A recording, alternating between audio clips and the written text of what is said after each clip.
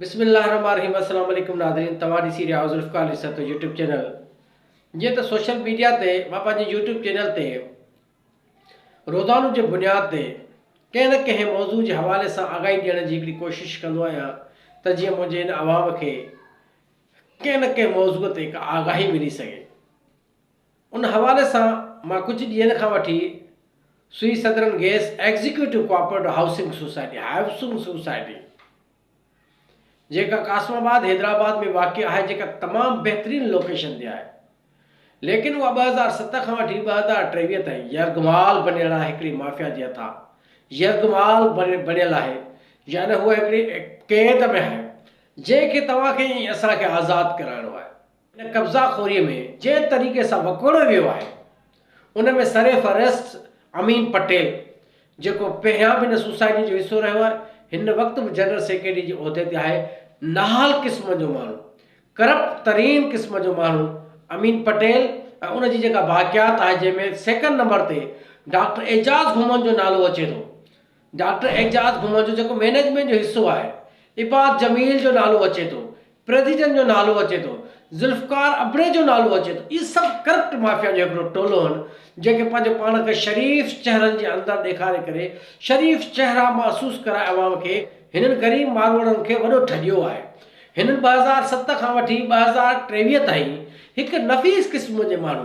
मोहम्मद अकरम शेख खे general secretary उहिदे ते रखी करे हिन सॼे टोले हुनखे फासायो आहे। हुन सॼे टोले, इन डॉक्टर एजाज़ घुमन हुजे, ज़ुल्फ़िकार अबड़ो हुजे, या अमीन पटेल हुजे, या का बि हुननि जा सिद्दीकी ॿिया अटा जेके माफ़िया हुआ, हिन शरीफ़ इंसान खे पंहिंजे अहिड़े उहिदे ते रखे करप्शन पाण कई, पैसा पाण खाधा, हिन खां रिकॉर्ड कूड़ा ठाराए सयूं कराए हिन शरीफ़ इंसान खे फासाइण जी कोशिशि न बल्कि फासायो आहे। ऐं जॾहिं का इंक्वायरी थींदी त हू चवंदा त हुननि जो जेको हिकिड़ो मौक़ुफ़ इहो आहे, सम्झंदा त असां बची वेंदासीं त सिग्नेचर मोहम्मद अकरम शेख साहब जी आहे। मैनेजमेंट जो हिसो जेको हूंदो आहे, सेक्रेटरी जेको सिग्नेटरी अथॉरिटी हूंदो आहे, उहो सॼी मैनेजमेंट जी ज़िम्मेवारी हूंदी आहे त जेका सोसाइटी अंदरि का करस्पॉन्डेंस थिए थी, के अफेयर्स हलनि था, कि जेकॾहिं के सेल एंड परचेज जो वहिंवार हले थो, उतां जी मेंटेनेंस हले थी, बजट जो इस्तेमालु थिए थो, लाइट गैस यानी रोड रस्तनि जी जेका बहाली थिए थी या डैमेज थिए थी, उन में जेका सिग्नेटरी अथॉरिटी जनरल सेक्रेटरी आहे। लेकिन मैनेजमेंट सॼी जी इन्वॉल्वमेंट आहे, मुदाख़लत आहे। 2007 खां वठी जेकॾहिं का मुदाख़लत आहे, का करप्शन आहे, करप्ट प्रैक्टिस आहे, त उहा हुन शरीफ़ इंसान जी न बल्कि सॼी मैनेजमेंट उन में गरक आहे, ॿुॾियल आहे, गरक थियल आहे, माना दुबण में उहा फाथल आहे, उन्हनि करप्शन कई आहे। जीअं मैनेजमेंट सुई गैस कोऑपरेटिव हाउसिंग सोसाइटी जी सॼी माफ़िया आहे, सॼी माफ़िया आहे। हिननि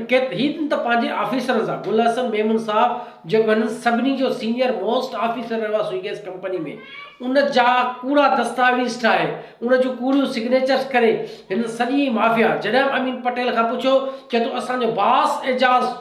घुमन आहे, असांजो डॉक्टर एजाज़ घुमन साहब बास आहे। डॉक्टर एजाज़ घुमन जी ये प्रॉपर्टी जेका आहे उहा गवर्नमेंट जी प्रॉपर्टी आहे। डॉक्टर एजाज़ घुमन जी का ज़ाती ज़मीन त कान्हे, ये कोऑपरेटिव सोसाइटी आहे जंहिंमें सॼी मैनेजमेंट रिस्पॉन्सिबल आहे, जवाबदार सभिनी मेंबरनि जे साम्हूं। कंहिंखे बि इन शइ जो अहसासु न थियो त गुल हसन मेमन साहब सां हेॾी वॾी नाजाइज़ी थी। हाफ़िज़ मोहम्मद फारूक, जेको मस्जिद जे प्लाट बचाइण जे लाइ हुन मुख़्तलिफ़ फोरमनि ते आवाज़ उथारियो, लेकिन हिन मैनेजमेंट मुख़्तलिफ़ टाइमनि ते सिर्फ़ु इहे हुननि खे धमकाईंदा रहिया, डिॼाईंदा रहिया त एजाज़ घुमन साहब, ज़ुल्फ़िकार अबड़ो साहब, प्रेसिडेंट साहब, इबाद जमील साहब, फलां टीर मटीर सभु जेके माफ़ियात ॾेखारे करे हुन ग़रीब खे, हुन मौलवीअ खे, जेको मस्जिद जो प्लाट रजिस्टर प्लाट नक्शे में आहे, उनखे बि प्राइवेट प्लाट करे हिननि अमीन पटेलान खपाए छॾियो।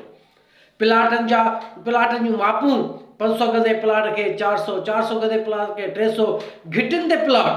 घिटियूं जेके मेयरमेंट्स 2012 जे फाइनल नक्शे जे अंदरि घिटियूं हुयूं,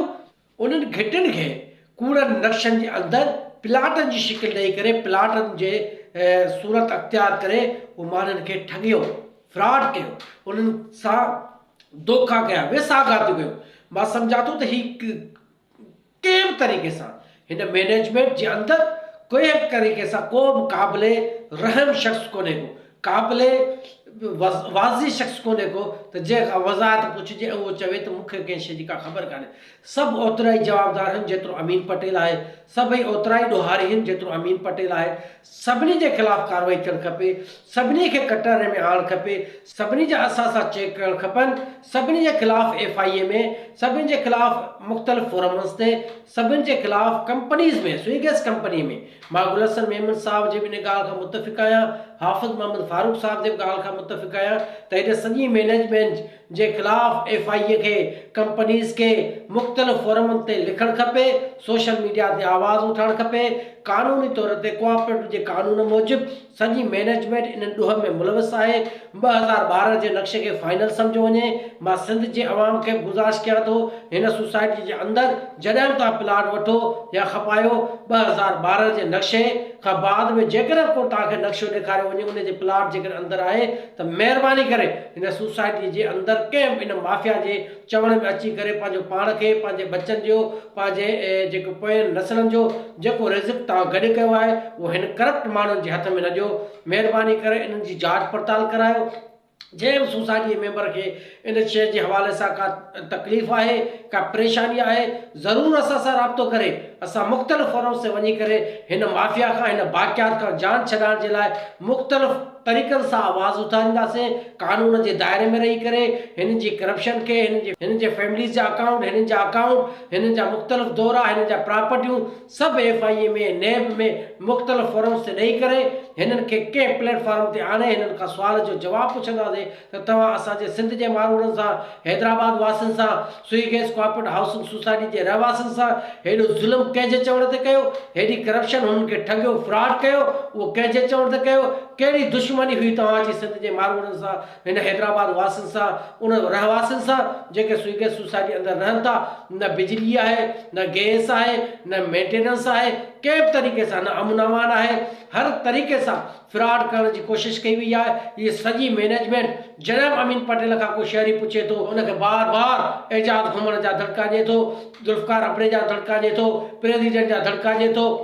कॾहिं चए थो त चेयरमैन एंटी करप्शन जेको आहे उहो सिद्दीकी साहब आहे, अगरि जेकॾहिं को सुवाल कंदो त उनजे ख़िलाफ़ु कार्रवाई थींदियूं, उनजे ख़िलाफ़ु एंटी करप्शन जा केस थींदा। अहिड़े तरीक़े सां मां डिपार्टमेंट खे, कोऑपरेटिव डिपार्टमेंट खे बि गुज़ारिश कंदो हलां थो त महिरबानी करे हिन करप्ट माफ़िया मां जान छॾाए, हिन सोसाइटी खे फिल फौरन ओवरटेक कयो वञे, सुपरसीड कयो वञे ऐं हिन सोसाइटीअ खे डिपार्टमेंट जे कंट्रोल में हलणु ॾिनो वञे ऐं मुख़्तलिफ़ फोरमनि ते हिननि जे कयल करप्शन 2 नंबरी 2 नंबरी मुकमल मैनेजमेंट जा नाला खणी करे उन सभिनि जे ख़िलाफ़ु कार्रवाई लिखियूं वञनि। अकरम शेख साहब खे गुज़ारिश करणु चाहियां थो, तव्हां नफ़ीस क़िस्म जा माण्हू आहियो, तव्हां शरीफ़ क़िस्म जा माण्हू आहियो, तव्हांखे हिननि ॼाण में फासायो आहे, सॼी मैनेजमेंट मिलियल आहे हुन में, तव्हांखे हिन साज़िश में फासाइण जे लाइ मां तव्हांजे लाइ ख़ासि तौर ते दुआ गो आहियां त तव्हां महिरबानी करे जेकॾहिं मुनासिबु सम्झो था त हिन करप्ट टोले मां पंहिंजी जान हाजी करायो, पंहिंजो पाण खे साहित्य कयो। हीउ करप्ट टोलो हीउ तव्हांखे, तव्हां जहिड़े शरीफ़ माण्हुनि खे कंहिं बि तरीक़े सां हू